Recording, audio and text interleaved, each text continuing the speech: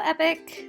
For today's Art Spark, open-ended art exploration, we are going to be exploring 3 different watercolor techniques. Now what you will definitively need for this is water, watercolor paints, paintbrushes, and a piece of paper.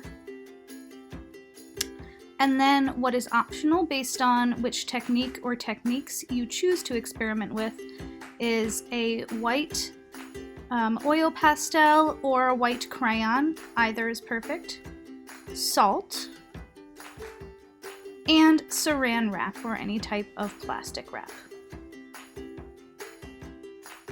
Once you've gathered those materials and set up your art station with either an art placemat or a covered work area in some way, then we will be ready to get started. So Epic, now that we have got our supplies, I am going to show you each technique on a third of my piece of paper, and then it's up to you whether you want to use all of the techniques on different pieces of paper, combine the techniques to make one piece, or use just 1 or 2 of the techniques. This is your chance to freely explore and make a project of your choice using the techniques you're exposed to. Again, it's not a directed drawing or directed painting. It's absolutely anything that you would like to put on the page. All right, so let's get started with the wax resist. So I've been feeling very wintry, even though I know we're not technically in winter until next week. So I'm going to take my white oil pastel, you can have a white oil pastel or a white crayon, and I'm going to draw out some little snowflakes for my wax resist to try to make a winter seed. Now notice that I can't really see that on the page. That's sort of the key, right? So I'm drawing it to the best of my ability. I mean, I can see it a little bit, of course. And then the paint, the watercolor, is going to resist it and create this lovely winter scene for me. All right, so now that I have those white snowflakes with my white oil pastel, I just want to make them slightly less symmetrical on the page. I'm going to take one of my paintbrushes, dip it in some water, say hi to Snicket. And then I'm gonna get some nice blue watercolor because I'm making a very wintry snow scene. And I'm gonna just paint over top of the wax and see how the wax resists the paint, meaning that it does not just fully cover it up and obscure it. So the snowflakes are gonna show up and show through even though they were drawn first.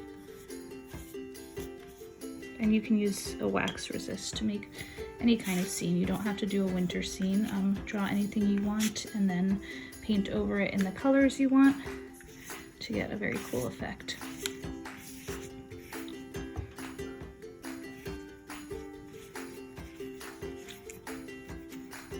Snicks. Hi. All right. And there we go. That's the wax resist technique.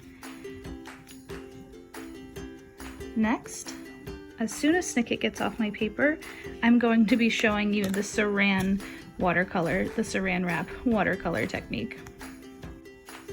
Okay, now I'm ready for that. So aside from there being a bunch of cat hair on my page now, this is coming out the way I want it. So I'm going to continue with my winter theme, and I'm going to make a winter scene with my Saran wrap technique. So I'm going to take a different shade of blue, but still keep it in the blue family because I'm doing this whole winter vibe over here.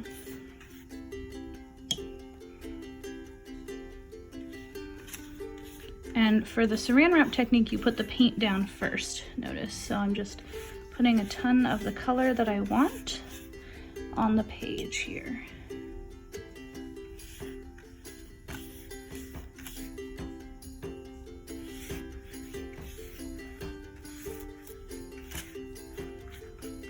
So I've got some color down. I'm also just going to do a little bit more water to fill in any white space that I have on here. All right, now this next part, we're going to take some Saran wrap and put it on top. Now, if you don't use Saran wrap in your household, what you can do instead is take some tissue paper or tissues, and it will give you a very similar effect. You just have to take it off before it's dry, otherwise it'll stick to the page. All right, so I have my piece of Saran wrap, and I'm gonna lay it down on top of where I just painted, and then I'm going to scrunch it up on top like this, just like this, to create this geometric. I always think it looks kind of icy, like it makes an ice effect. And I'm gonna let that dry. And when that's dry, I'm gonna peel it off. And you can see something I made earlier where I combined the wax resist and the Saran to get this very wintry, icy effect on the page. All right.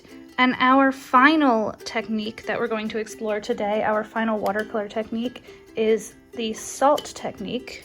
So this time, again, we're going to get the paint onto the page before we use any salt. So I'm just getting a ton of paint here. I'm just going to paint the whole page with it, well, this whole section of the page with it.